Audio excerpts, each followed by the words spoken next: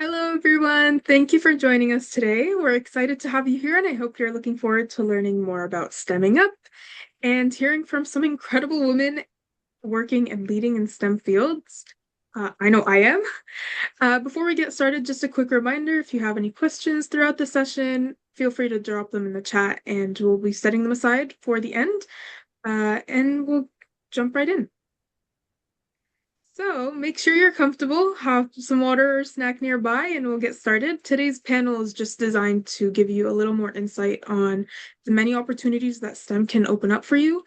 So you'll hear firsthand about our panelists' educational journeys, career paths, challenges they've overcome, and just advice that they have for students who are interested in pursuing STEM.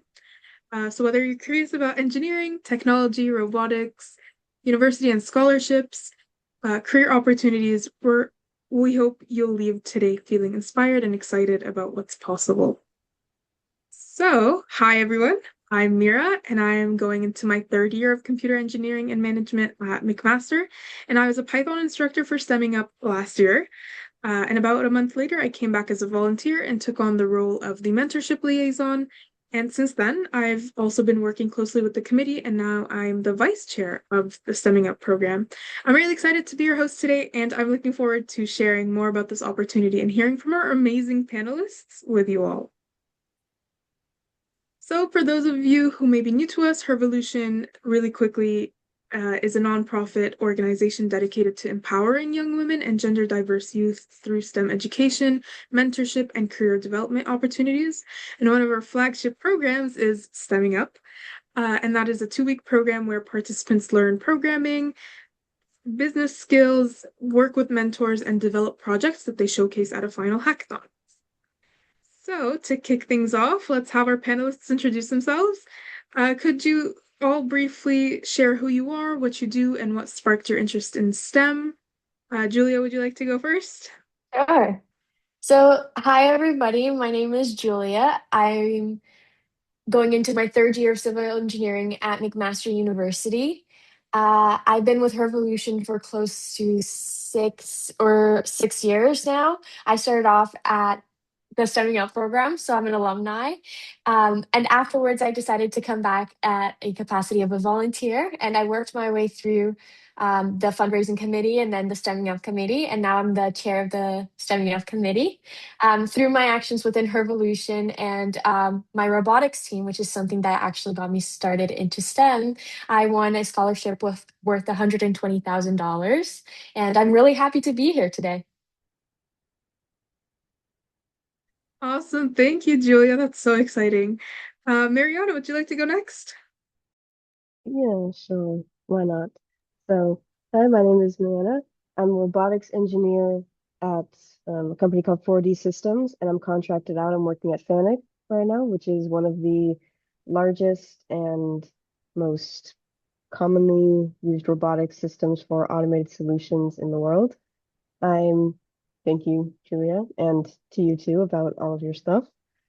I have been with Evolution for I think 3 or 4 years. I've been involved in various committees and various things. Right now, I am part of the volunteer committee, and I also am helping produce something very, very fun that will probably be coming out at some point. So keep an eye out for that. Um, I am now living in the US, and I'm very passionate about closing the gap and representing people who look like me, who are gender diverse. And in my free time, I enjoy singing, art, and Japanese swordsmanship. We love that. Thank you so much, Mariana. Cammy, would you like to go next? Last but not least, certainly. Yeah, for sure. Hi, everyone. My name is Cammy Fung. I currently lead a sales team here at Google Canada. So my team of digital strategy leads work with SMBs and startups to launch digital marketing campaigns to grow their businesses. So I've been in this field for a number of years. I've been at Google, Microsoft, and other tech startups as well, in similar capacities. And I entered the field of tech, or specifically tech sales, because I have a background in advertising design. And I've just seen how the world has shifted so much from offline to online. And I thought, what better way to really like re-educate myself in the space? And that's really how I got in the door. And yeah, I've been really enjoying it. Outside of work, I love yoga. I am a very dedicated yogi and a teacher as well. So maybe I can meet one of you in my upcoming yoga classes. And I also serve on a board for another women's nonprofit called Times Change. Awesome. We're so happy to have you all here with us today. I guess we can jump right in.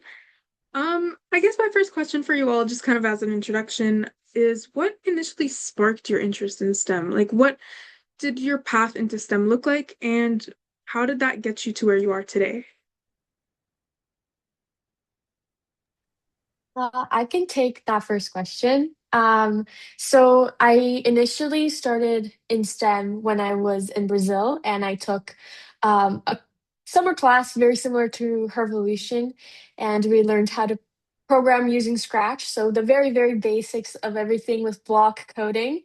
And then afterwards, when I moved to Canada, I went to Sudbury and I was part of a robotics team called Llewellyn Robotics. And through that, I did a lot of work with CAD, a little bit of programming, as well as just machining things to accomplish a task with my team and succeed at competition. And through that, I learned about Revolution, and that's where I started to be part of Revolution. And I applied to be a student in Stemming Up, and I got, and it was back when Stemming Up was a two-phase program, and I stayed with them the whole time. And I talked to a client, and we, alongside my team, we developed an idea for what they wanted the website to look like, and just working towards that. And I think during that period of time, I really saw what those type of skills in STEM could do to change something for somebody else. And I just fell in love with it. That's awesome. I love that. I think it's so important to just take the risk and take, or not necessarily a risk, but like put yourself out there, try out different things, try out new things. I mean, I'm sure like the two-phase program might have felt long at times, or think sometimes you might feel that you want to continue on with a different path, but like it's so important to stick things out just for the first time, give it a try, and then you can decide if you want to continue it or not. And it really opens up a lot of gateways for you, I'm sure. I mean, speaking to a client alone is working on advocating for yourself, very businessy, very entrepreneurial, marketing, and that's super fun as well. Would anyone else like to share how they got into STEM? Well, I can. So I've always been interested in a STEM field. Like I was the kid that was obsessed with dinosaurs, and then I wanted to become a doctor, and I was that for a while. But then I remember this very specifically. Just was scrolling through YouTube one day, and I just came across a video of this humanoid android named Sophia, and I'm like, she is so damn cool. And from there, I started realizing that I really like technology. I really like learning things, and I have a particular fascination with robotics. Like whenever I would see like a video of a robot doing a thing or something doing something automatically, I would just stare like, wow, that's so cool. And I still do that to this day. Like whenever I program something and it works, I'm like, great, because I can't program and wow. But yeah, it was very I've always been interested in STEM. And I was also like one of the top kids in my math class, much to the chagrin of some of my teachers, but we're not going to talk about them right now.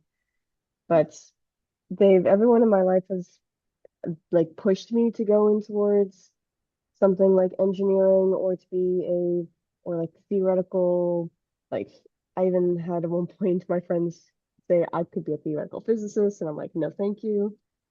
But I've always been encouraged to go into something like this. And now that I am in robotics, I genuinely love what I do. I felt like I've really found the thing that I was kind of meant to do and meant to study. That's awesome. I think, you know, sticking things out and like finally seeing that you really do love the thing is so important. Love your job and you'll never work a day in your life. I'm very heavy on that. I don't want to be stuck doing something that I don't want to do. And I think it's so important that you find something that you are passionate about and you pursue that. And I was like just like you, honestly. I went from wanting to be an oncologist to neuroscientist to a nuclear engineer to a detective at some point to a pilot another point, still thinking about the pilot part. um and I landed in computer engineering. So I think you know what, you let your mind wander. I think that's so important, and you never know what you can accomplish. Everybody's capable of doing the thing that they set their mind to, and I think that that's awesome. And I really appreciate, that support from friends and family telling you, yeah, go ahead, go do it. I think that's so important, just having that network of supportive people around you. Cammy, what about you? How about you? Yeah. So hopefully I can shed some hope for anyone else like me who's not like a Mariana or Julia who have not always been in STEM. So very different from Mariana. I was the worst math student there ever was. My parents tried so hard. They did everything in their power to get me to be a bit better in math, but for the life of me, I just can't deal with numbers. I was terrible at science. Honestly, I was like the anti-STEM child. I pursue arts throughout high school, university. I went to OCAD. Never thought in a day of my life I would enter the world of STEM. And I think this is the takeaway actually. Like, um, STEM is a really broad field, right? Like, there's a lot of sub umbrellas or kind of subcategories within STEM. So I entered the world of STEM through marketing. So when I graduated from OCAD, I joined a tech company in a very traditional marketing function. And after a few years of performing in a very traditional function, I was realizing that the world around me has shifted. And I wasn't growing at the pace of the world. I was witnessing how the world of marketing has digitized so much over the last few years. So that led me to go back to school. I went to U of T and I studied an e-commerce and digital marketing course. And that really opened my world into digitizing what I've learned in school and led me to a more established tech company was Microsoft. And then I started taking on more digital aspects of marketing. And, fast forward many years now, I didn't realize I've somehow entered the world of STEM. And each day I'm actually dealing with numbers. I'm managing big numbers in sales and also working with other tech companies, other founders on ensuring that their tech enabled marketing is driving efficiency. Yeah, I that's awesome. I think that just goes to show that again, you can do something that you would have never even thought of, and you can love it. And I'm, so glad to hear that you are happy working with numbers. And I think that's really awesome. I've always had a certain passion for marketing as well. Part of my program does include more marketing and business courses. And I really enjoyed my marketing course. And I think that's so awesome. And I think it's very important to just witness and notice the changes going on around us. And it shows how we really do have to adapt to the environment around us and kind of learn to grow with them, not just not yeah, definitely marketing wise, and but also everything is also changing and is also adapting, and it's awesome that you've found a space where you can grow with that. um awesome, I love that. I guess moving on, so we've already spoken about kind of what led you into your field, and it's so cool that we have people who wanted to go into STEM and then people who never thought they'd do STEM. I think that's a very fun and well-rounded panel we've got here. So I guess what's one challenge that you faced in your journey? Like, how did you work through it? Have you ever, I don't know, me personally, I know I've experienced imposter syndrome. So how'd you work through that? So I Julia, feel free to, or still, Mariana, go right ahead. Yeah. well, I was gonna say, I still have imposter syndrome every single day of my life. So I haven't worked through that yet, but I'm trying. But Yeah, something, yeah, I'm just probably feel it too. I I would agree with Mariana. I think being So involved in STEM can obviously have its benefits, but sometimes you start questioning yourself, am I really meant to be here? But you just gotta remind yourself there is space, there's always going to be space. And if there isn't, then you'll make space for yourself because you do belong in the industry. And there's so many opportunities that can fit for everybody, no matter what their background is, where they're coming from. There's always space in STEM for everybody. And it's like Cami was saying, STEM is in places where you wouldn't expect it to be. And that's okay. And honestly, that's imposter syndrome is very real. And you can definitely tell that a lot of girls in STEM do have it because of, just having a tougher time and finding people that they can relate to in the industry. But I found that for myself to not be stuck in that mental space, just to look beyond that point and see, okay, if I can't find anybody, then why don't I become that person for somebody else? And that's something that I found really valuable in my experience in STEM. That's so awesome. I love that. I mean, everything you said, you do belong. I remember first week on campus, I got a little like goodie bag for welcome week. And it had a sticky note in there that had a handwritten note by someone and it said, "You belong here. You're where you're meant to be." And I have a photo of it somewhere, and I think I still have the sticky note somewhere. And it just meant a lot because I had just flown in from back home and, new people, new space. And I think that that could be very daunting sometimes. And I think it's really important to like see people around you that are like you. And I'm glad that, nowadays we're seeing a lot more women and gender diverse people in STEM. And I think that's so incredible and awesome. And it's just our future kids, or, I mean, way down the line, are gonna look at an industry that we never got to see. They're gonna see an industry with both women and men and all in between. And I think that's so awesome Absolutely. and it's so Absolutely. important. They're not gonna grow up the way that we did, and that's I such an mean, awesome and yeah, empowering even feeling. Yeah. exactly. Even to say my grandma, she was a civil engineer in Brazil, and she was the only girl in her class to graduate. So I just looking back and seeing the difference between even her time and our time, it's crazy because I would say close to 50% of my classes are girls and Yeah. boys. So it's a very um, inspiring thing to see that we have gone to a point where equality is, becoming more and more accessible. Yeah, props to your grandma for doing that. I mean, look at you now. Like, I'm sure she inspired you in some sort of way. So there you go. Yeah. Exactly. Cami and Mariana, did you face any other challenges maybe in your journey? I know we harped a little bit on imposter syndrome. I feel like everybody witnesses and feels that at some point in their journey. Yeah, Yeah, the what Julie was saying before about like if you're if you need to find it's hard to find your space, and if you don't, and if there is no space, you need to create that space as a not only a woman in STEM, but a not straight, uh gender gender diverse person who is outwardly feminine some days and masculine other days.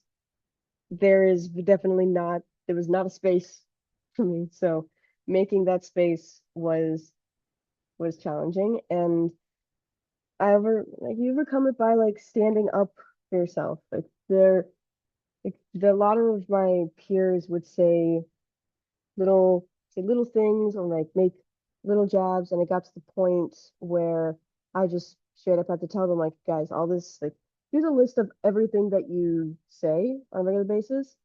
Here's why they're not okay, and here's why you need to stop. And go figure they did. So I think it's also something that a lot of like women in STEM struggle with is standing up for themselves and standing up for like being their own advocate, because we're kind of like girls are kind of still taught to like be seen and not heard kind of thing. So a lot of people don't have the confidence to stand up for themselves because they also think like, what if I make them uncomfortable? Make them uncomfortable would be my advice. Like make them, because if they're uncomfortable, they're not going to do it again. And I love making people uncomfortable when they say things like that because I'm not uncomfortable. They're the only ones that are uncomfortable and they don't say it again. And and they know that if they try anything like that again, I'm going to call them out on it and I'm going to embarrass them. So again, it's a little bit of that psychology of, you know,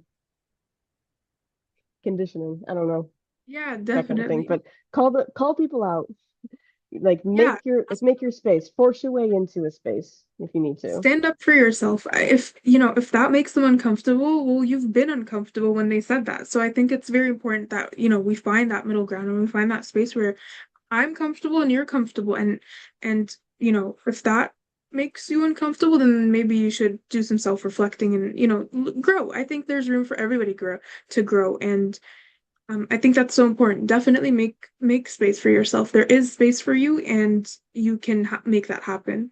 Cammy, what about you? I'd love to hear from you as well, especially since Yeah. you didn't really think that you'd be in STEM. Yeah. I was gonna say like the world needs more Marianas. Like I'm so inspired because I'm usually not one to be so bold, but you know it's an intention that I want to cultivate. I would say for myself, like there's one truth, right? I'm definitely a little older, so I will say this, right? Imposter syndrome never goes away, at least for me. Like I thought when I was young, I just needed to get older. I thought I needed to grow some white hair. No, I have a full head of white hair now. I still feel the imposter syndrome every single day. I thought I just needed to be more senior in my job. Once I got promoted, I thought I just needed to be a manager. Like there was always that next thing that I was waiting for the imposter syndrome to go away. And then, so one sec. Oh, my computer was doing something crazy. There you go. I'm back. Yeah, but the long story short is it didn't matter like what role I was in, didn't matter what my age was, like it was always there. And that's when I began to realize the thing that I had control over was how I respond to the imposter syndrome because the syndrome itself will never ever go away. So, kind of strategies I've developed over the years. Number one, be like unstoppable, like unstoppably like good and confident in what I do, right? Like, and what I often do to develop that confidence is getting really good at the thing. So I mentioned earlier, I suck at numbers. I still do. I don't think I can ever fix my math capabilities, but one thing I can do really well is study the math. Like before every sales presentation, I study the numbers like 10 times, 20 times. In a matter of, you know, a quarter, I would have seen that number 100 times. It would be back in my head, right? Then the calculation becomes so easy because it's second nature to me. And then the second thing I do is find allies. So like in meetings where I am the only woman, I do find it really hard to speak up. And knowing that, you know, I start to have friends who are males in the room, and I start to form these relationships where they would maybe create space for me or invite me to speak up when I don't have the courage to, because oftentimes I do shy away, unlike Marianna. So it's something that I'm definitely working on, but I do find having allies being very helpful. Um, and last but not least, like I would say, like just go do the thing, right? Like even if you don't have full confidence, like whatever, just do it. Like learn it, make mistakes, fail. Through failures is what you start to realize what you want to and what you don't want to do. Because once you find your why, you figure out the thing you're really passionate in doing, you will want to put in the work, you will overcome whatever barrier is in your way, and you will find a path to get there. Yeah, definitely. I think that's so important to like just do it scared, even if you are scared. It's okay to be scared, and it is normal to be scared, especially when you're doing something so new and foreign to you.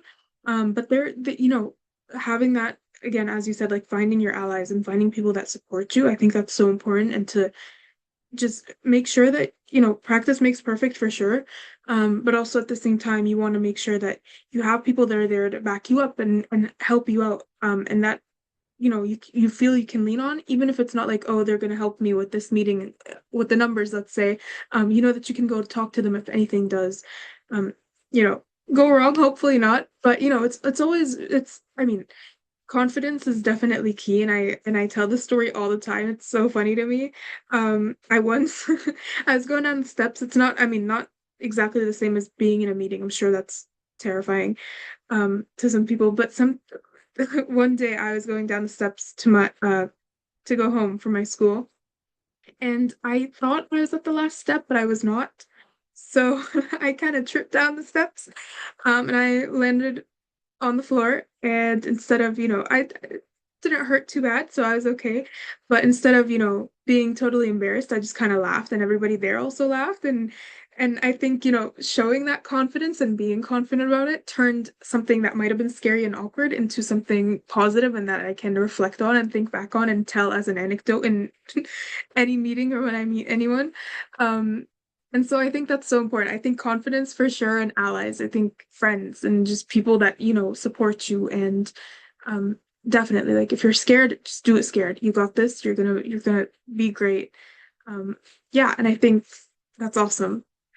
I guess so moving on a little, um kind of touching on, mistakes or that we may have made, or just I know Bob Ross used to call mistakes happy accidents. So little happy accidents that you've had. I guess what's a big lesson that you've learned from these setbacks?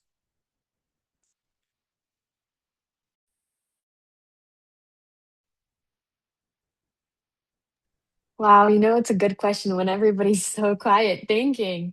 Um, that's a very interesting question. I think one big thing that I've learned from past mistakes is taking responsibility for what happened and owning up that I made a mistake, because I think you can only go up from there. Um, if you don't own up to what you did that's wrong, then truly are you really learning a lesson from what happened? And taking responsibility is very important. And in my personal experiences, beyond taking responsibility, also taking direct steps to make the situation better. So coming up to the person that was working with you for whatever mistake you made and saying, "Hey, I'm so sorry for that. That is my fault. How can I make this better? Uh, these are the following steps that I'm planning on taking to ensure that the project can get done on time still. How can I help you proceed with this? Is there anything that I can do to make the situation better and easier on your end?" And I think that's the big thing that I've learned from these things. I like that a lot. I think that it's so important to own up to your mistakes. They obviously happen and they're not intended, but sometimes it might come off to the other person that, oh, I did this on purpose to blah blah blah, or I did this because I didn't want to go through with your idea, or I think it's so important to set that clear and communicate. I think it's really important to communicate that, I didn't mean for that to happen, and I'm sorry it did, and I'm gonna make this better. I'm gonna fix it, and we're working together. We're not against each other. We're all here to make something happen, and we will make it happen. Yeah. Yes. And that's really good point, Julia. It can kind of stole what I was gonna say, so instead I'll pivot and Sorry, Marianne. so instead I'll say that for me, it's like kind of relating back to that imposter syndrome of I'm afraid, being too afraid to say no or say I don't know. Like it's okay to say you don't know. It's okay to admit that you don't know something. Like no one is expecting you to be an expert. And in my experience, like like a good, like if let's figure it in, let's say you're in an interview. A good interviewer will ask you a question, especially in tech. They will ask you questions knowing that you don't know, you can't possibly know the answer to these questions. That they're not looking for, they don't expect you to know the answers to the questions. They're gauging how you respond to being asked something that you can't possibly know the answer to. They're looking for how you respond to that. And admitting to that you don't know something is something that I think a lot of people in STEM, especially in tech, they don't do because they have a reputation of being like they need to be the best, like they need to know everything. If they're asked something, then they need to know what it is, or everyone around them is going to think they're incompetent, they can't do it. And that is doubled, tripled for women in the space. but admitting that you don't know something is hard. And I regret a lot of times where I acted like I knew what I was doing, and then I ended up messing up. Some things started to fail, and nothing ended up getting done. It just pushed us back a lot more. So when I started admitting that I didn't know something, like I don't know that, but I will learn, that's that really helped. That really helped a lot in terms of making a team and making others trust me too, because now they know that I'm not like I'm not pretending. If I don't know something, I'm going to tell you, and I'm going to do the work to learn how to do that thing so that I know that it's done right. And Definitely. if anyone judges you for not knowing something, then you know what? That's a them problem, and they're probably lying about half the stuff they told you anyway. So, Mhm. Definitely. No, yeah. I think it's so important to admit that you don't know things because otherwise you won't learn. And many times I've gone into interviews and I've been asked a question and I said, I'm not too sure. And you know what? I don't have a ton of experience with this program, but I'm here and I'm very excited and passionate about this club or this event or whatever it may be. And I hope that, I can contribute to that. And I'm willing to put in the time to learn and to make this a great end result.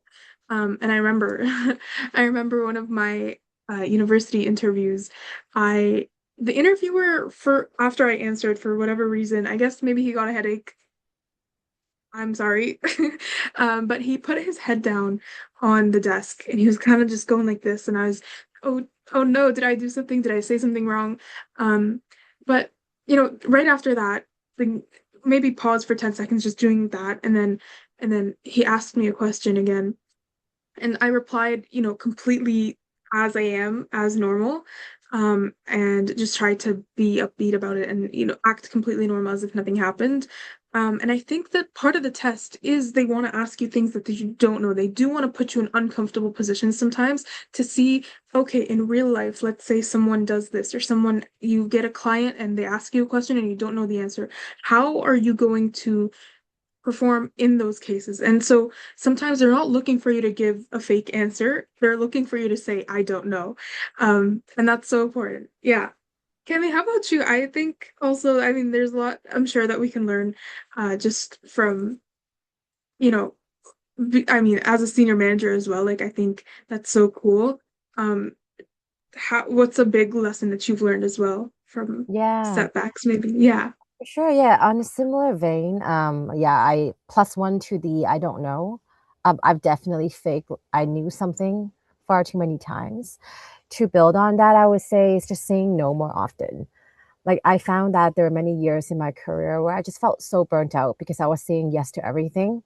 Sometimes it's due to self-guilt, some like, pressure from work, feeling like, like I'm missing out on an opportunity. But what I've learned like time and time again, it's that if I can reinvest that time in doing something that I'm more passionate in, something that really kind of taps into my strength, I can drive much greater impact versus saying kind of yes to everything else.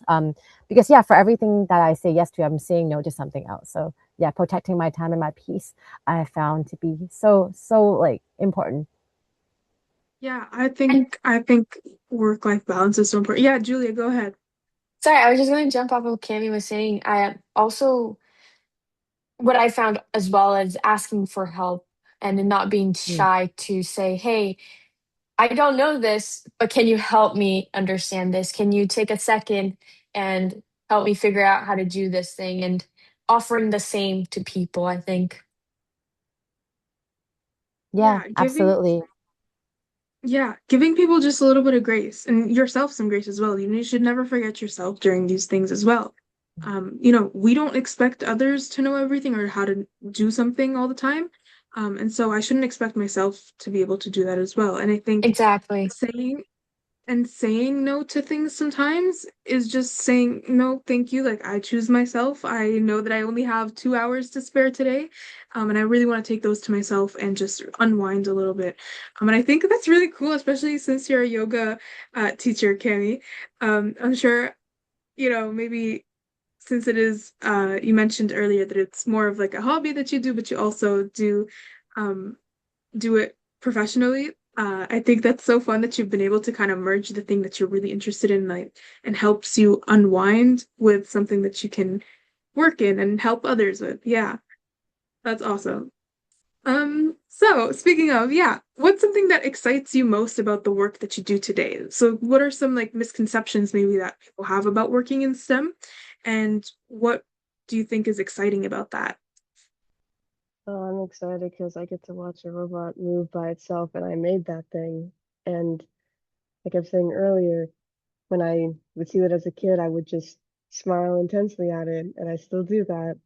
So that's very exciting.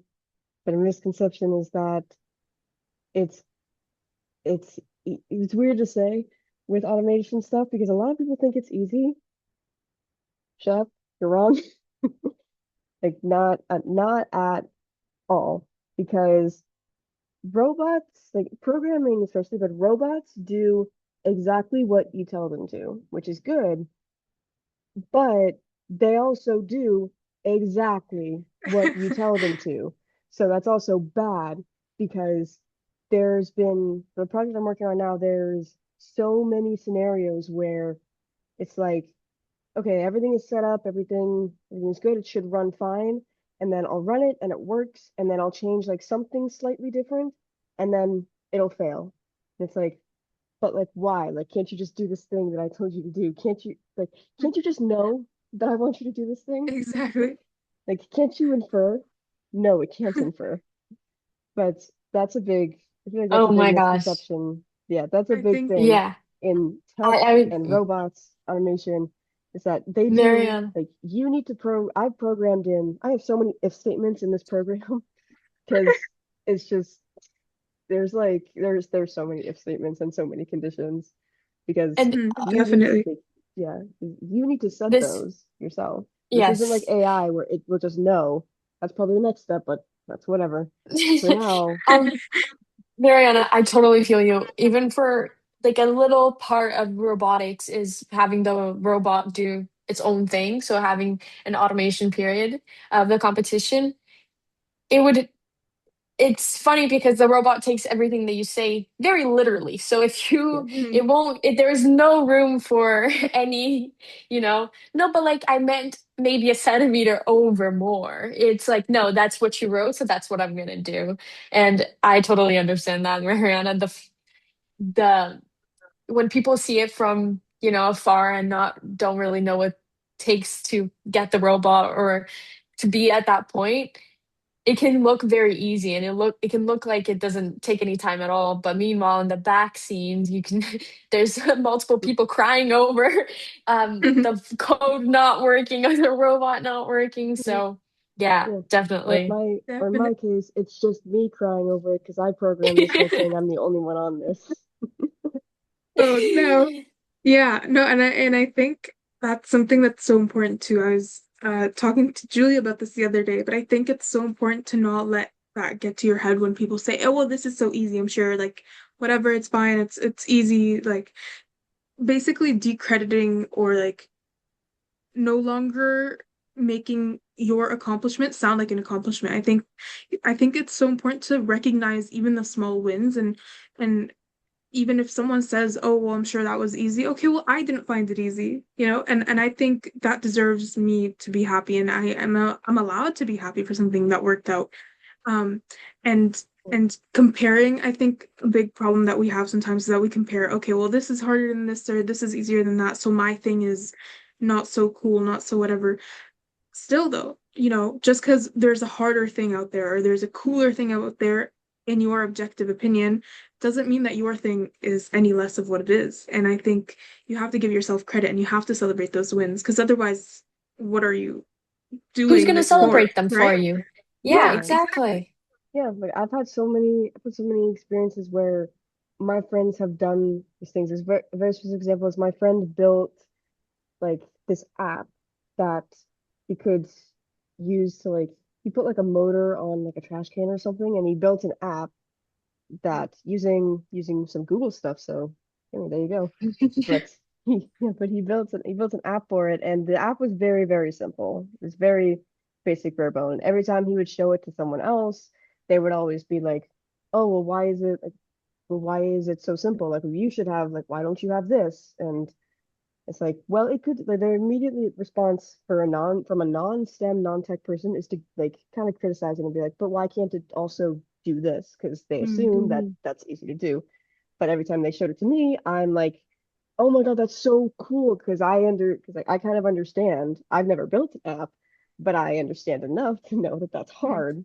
And so, yeah, I'm gonna praise them for what they said.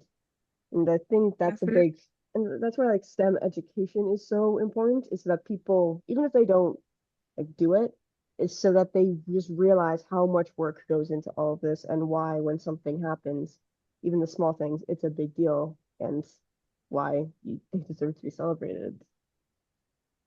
Yeah.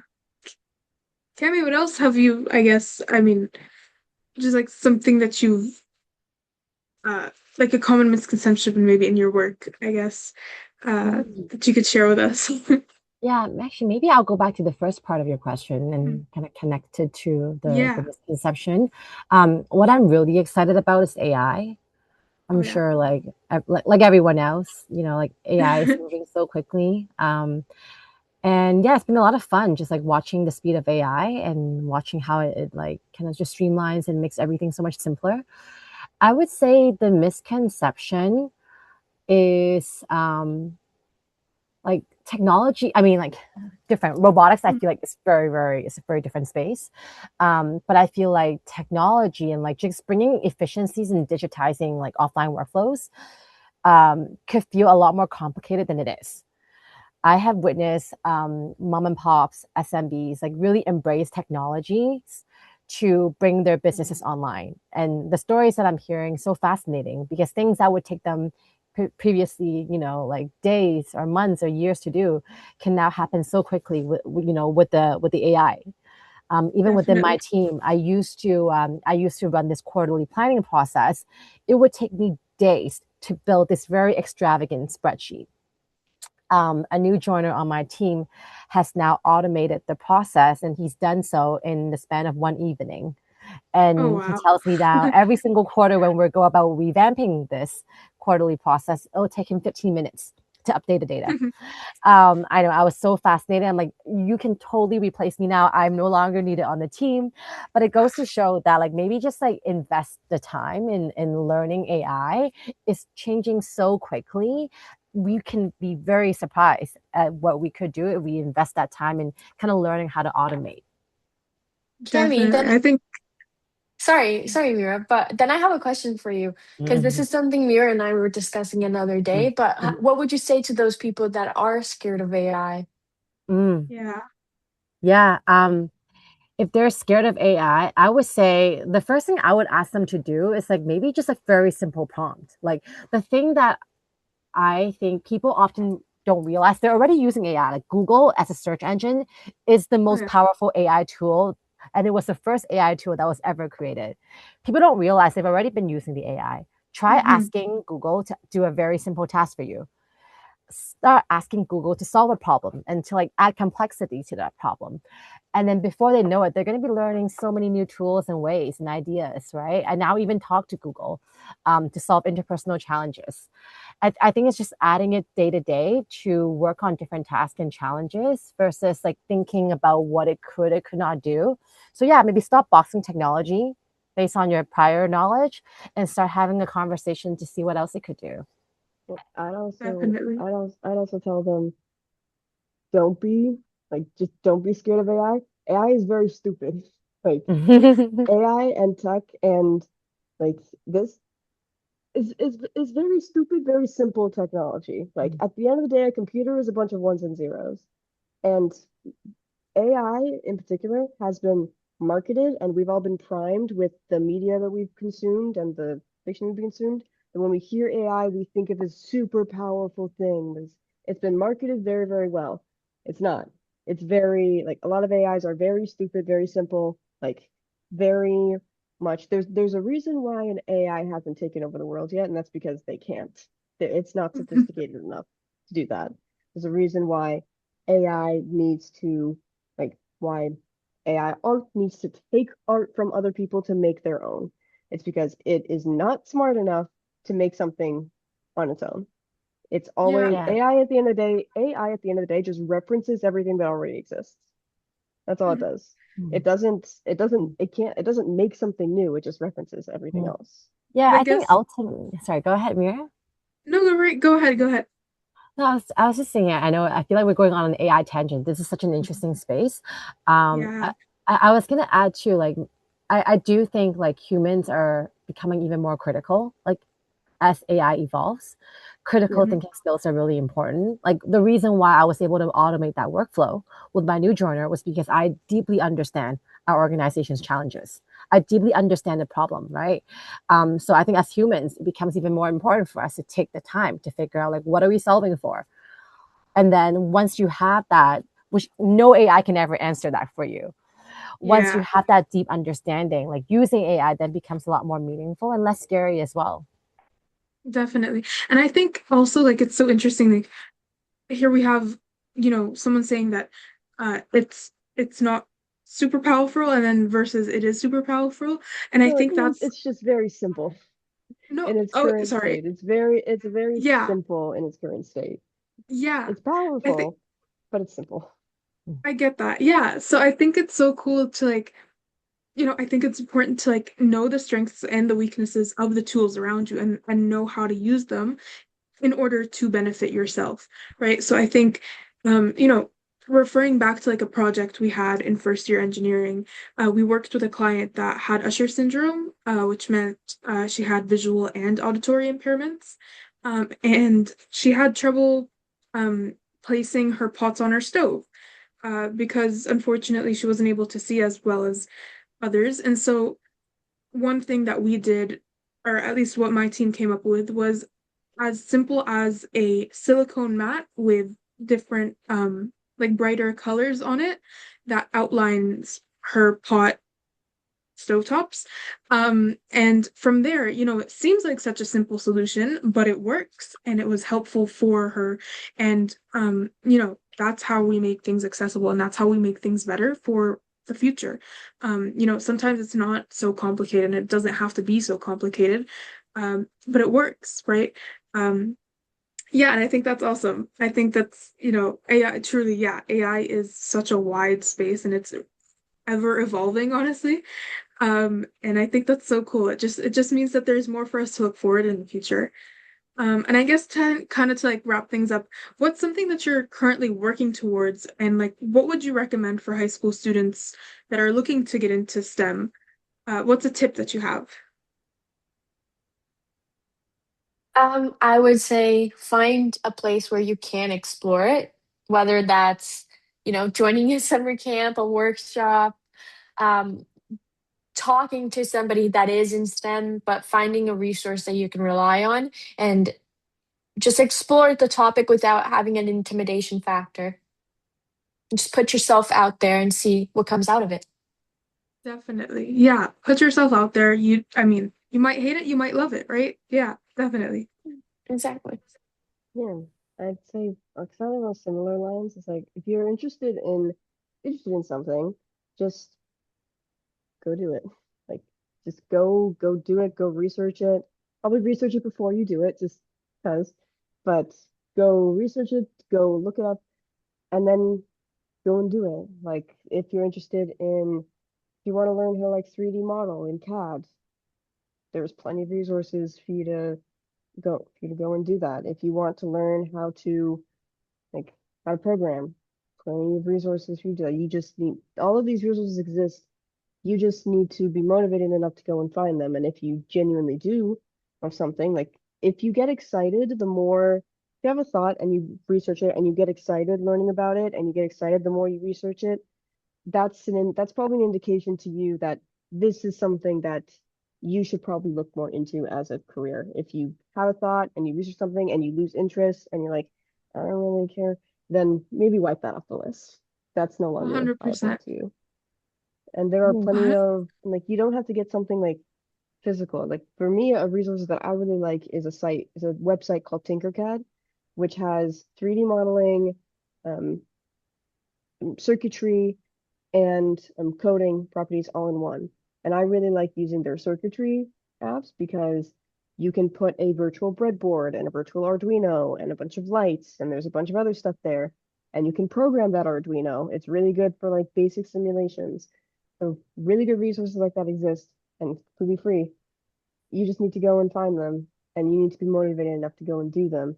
And you need to not be afraid to go and do those. Like you have a wacky thought, you have an idea, you have this really inconvenient problem that you really want solved and nothing exists out there in the world to solve it. Go make it yourself. Like just Definitely. don't be afraid to go Yeah. and do that. Yeah, 100%. Give it a try and you can do it. And I think take advantage of the resources around you 100%. Yeah.